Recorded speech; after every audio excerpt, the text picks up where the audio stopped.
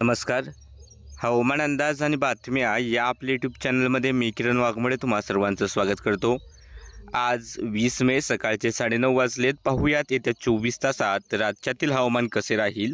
सर्वात प्रथम जर आपण पाहिलं तर चक्राकार वारे आता अरबी समुद्राच्या जवळ पोहोचत आहेत आणि दुसरे चक्राकार वारेसुद्धा बंगाल उपसागरात आहेत आणि याच्या आसपासच ढगांची दाटी ही वाढलेली दिसत आहे. लवकरच अरबी समुद्रात एक कमी दाबाचं क्षेत्र बनेल साधारणतः 22 तारखेला. त्यानंतर त्याची तीव्रता वाढत जाऊन तीव्र कमी दाबाचे क्षेत्र आणि त्यानंतर डिप्रेशन बनण्याची शक्यता आहे.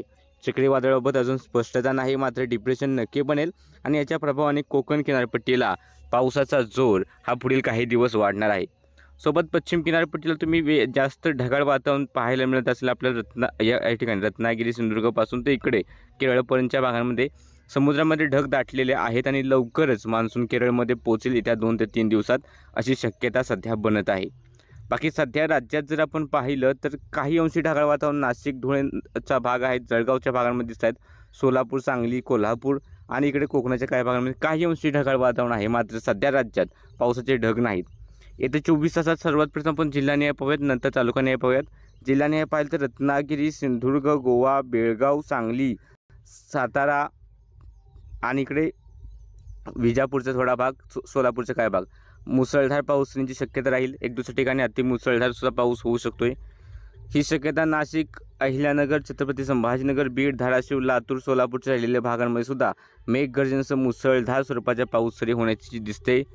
मुंबई, ठाणे, पालघर, रायगडच्या भागांमध्ये एक दुसऱ्या ठिकाणी हलका गडगडाट किंवा मध्यम पाऊस सरींची शक्यता राहील. धुळे, नंदुरबार, जळगाव, बुलढाणा, अकोला, वाशिम, जालना, हिंगोली, नांदेडच्या एक दुसऱ्या भागामध्ये गडगडाट आणि पावसाची शक्यता राहील. अमरावती, वर्धा, नागपूर, यवतमाळच्या एक दुसऱ्या ठिकाणी गडगडाट हलका पाऊस होऊ शकतो. भंडारा, गोंदिया, गडचिरोली, चंद्रपूर स्थानिक ढग तयार झाले तरच थोडासा गडगडाट किंवा थोडासा पाऊस होऊ शकतो, अन्यथा विशेष पावसाचा अंदाज नाही. तालुकानिहाय जर पाहिलं तर इकडे अकोट, तेल्हारा, चिखलदऱ्याच्या आसपास गडगडाटी पावसाची शक्यता थोड्या प्रमाणात दिसते. जळगाव, जामोदच्या आसपासही गडगडाट आणि पाऊस होण्याचा अंदाज आहे.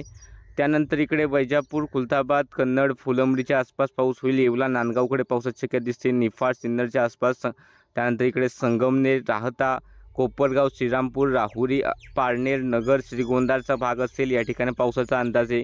त्यानंतर शिरूर, पुणे शहराच्या आसपास, पुरंदर, बारामती, दौंड, इंदापूरकडे पावसाची शक्यता आहे. भोर, वेल्हा, मुळशीपासून तिकडे महाबळेश्वर, वाई, त्यानंतर इकडे पाटण, जावळी या ठिकाणी पावसाचा अंदाज आहे. शिराळा, वाळवा, शाहूवाडी इकडे, त्यानंतर आजरा, चंदगड, बुदरगड, निपाणीच्या आसपास, शिरोळच्या आसपास पावसाचा अंदाज आहे. मिरजच्या काही भागांमध्ये पावसाची शक्यता दिसते. जत, कवठे महांकाळच्या काही ठिकाणी पावसाचा अंदाज आज दिसत आहे.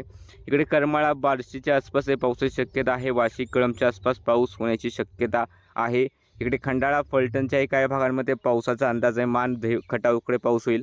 रत्नागिरी, सिंधुदुर्गच्या जवळपास सर्वच तालुक्यांमध्ये येत्या 24 तासात पाऊस होण्याचा अंदाज दिसतोय. हे जे काय आपण तालुके सांगितलेले आहेत, या तालुक्यांव्यतिरिक्त इतर ठिकाणी पावसाचा अंदाज जाईल. आष्टी, पाटोदा, शिरूर, कासारच्या आसपासही गडगडाट होऊ शकतो. या तालुक्यांव्यतिरिक्त ही पावसाची शक्यता आहे आणि आज ढगांची दिशा ही पूर्वेकडून पश्चिमेकडे राहील. बाकी सध्याच्या अंदाजामध्ये इतकंच. दररोज हवामानाचे अंदाज पाहण्यासाठी चॅनल सबस्क्राईब करा, व्हिडिओ लाईक आणि शेअर करायला विसरू नका.